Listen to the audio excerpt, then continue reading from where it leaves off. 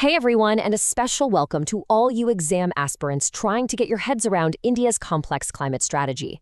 In this explainer, we're going to cut right through the noise. We'll break down the official government position into clear, memorable points so you can walk into that exam hall feeling totally prepared. Okay, let's start with a number that is literally shaping India's entire future, 2047. Now, this isn't just some random date on a calendar.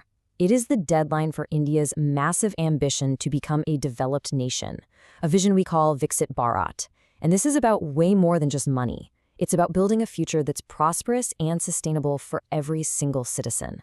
But, with every huge dream comes a huge challenge. So what's the single biggest hurdle standing in the way of this 2047 vision? What's the one thing that could throw a wrench in the works? Well, the answer lies in another number, 7th. According to the Global Climate Risk Index, India is the 7th most vulnerable country in the world to the impacts of climate change. And that right there creates this fundamental conflict, this tightrope walk between the need to grow fast and the absolute necessity of protecting our environment. So, to really understand how India is navigating this, we're going to dive into 5 key areas of its strategy. We'll start with the big picture, then we'll zoom in on adaptation, tackle the tricky energy debate, look at the power of individual action, and then wrap it all up with a quick-fire revision to make sure all the key points stick. First up, let's unpack what we're calling the climate conundrum. This is all about the tricky position India finds itself in on the world stage, trying to balance its own development needs with its global climate responsibilities. And here is the paradox right at the heart of this whole debate. On one hand, India's emissions per person are just a fraction, 1/3 of the global average.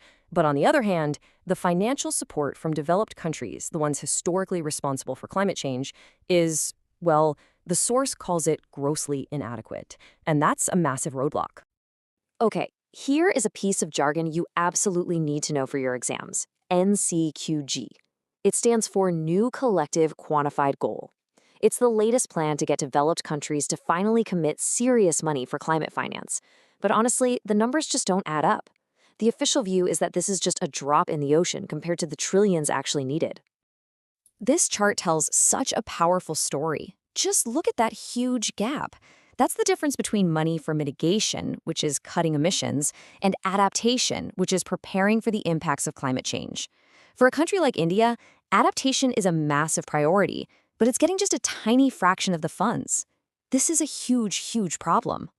So, with limited help coming from the outside, India's basically taking matters into its own hands. It's making adaptation a top national priority, focusing on building resilience from the ground up to protect its people, its economy, and its future. And to help you remember these key areas for your exams, we've got a really handy mnemonic for you. Just remember, say AWMM. That stands for coastal regions, agriculture, urban areas, water management, and mangroves. Easy, right? Now let's just zoom in on a couple of these. Okay, as our cities grow bigger and bigger, they're facing this double threat of urban flooding on one side and water shortages on the other. That's exactly where AMRU 2.0 comes in. This whole mission is about making our cities water secure by doing everything from restoring old water bodies to building modern wastewater systems. Next, we have Mishti. This program is all about protecting India's vast coastlines. But what's really cool about Mishti is that it's not just about planting trees. Look at the name, Tangible Incomes. It's about creating real jobs for people who live on the coast, proving you can protect the environment and boost the economy at the very same time. And here are the numbers that show just how ambitious this project is. We're talking about restoring huge areas of mangroves, capturing millions of tons of carbon, and, get this, creating millions of days of employment. And the smartest part? It connects with other big government programs like MGNRGA to make every rupee count. Now for the big one, energy. This is really where the debate gets heated. How on earth can India power its massive economic growth without blowing its carbon budget? Well, the answer lies in a very pragmatic, real-world approach. So first, let's get some perspective. The world's richest countries, they are still completely hooked on fossil fuels. After 30 years of climate talks, the G7 has barely made a dent. According to the source, they've basically just swapped one fossil fuel for another. And that's just not good enough. So when you hear criticism about India's use of coal, you've got to understand this context. India's coal plants are brand new. Shutting them down would be an economic disaster. creating what economists call stranded assets, basically giant investments that become worthless overnight. And unlike the West, India doesn't have huge reserves of natural gas to just switch over to. But here's the really good news. Despite all those challenges, India is making incredible progress on clean energy. Look at this. We're already at nearly 47% non-fossil fuel capacity. We're getting super close to our 2030 target of 50%. That is something to be really proud of. Now, to keep this clean energy revolution going, you need money, right? And that's where BSR Core comes in. It's a new rule forcing big companies to be transparent about their environmental impact. It's all about making sure that when an investor puts money into a so-called green company, it's actually going to a company that's doing the right thing. But India's climate strategy isn't just about big government policies and corporate reports. It's about you, and it's about me. It's about all of us. And that's the whole idea behind Mission Life, a movement that's all about making sustainability a way of life for millions of Indians. Just think about this for a second. Let it sink in. If all the food we waste around the world was its own country, it would be the third biggest polluter on the entire planet. That just shows you the incredible power of our daily choices. And that's what Mission Life is all about.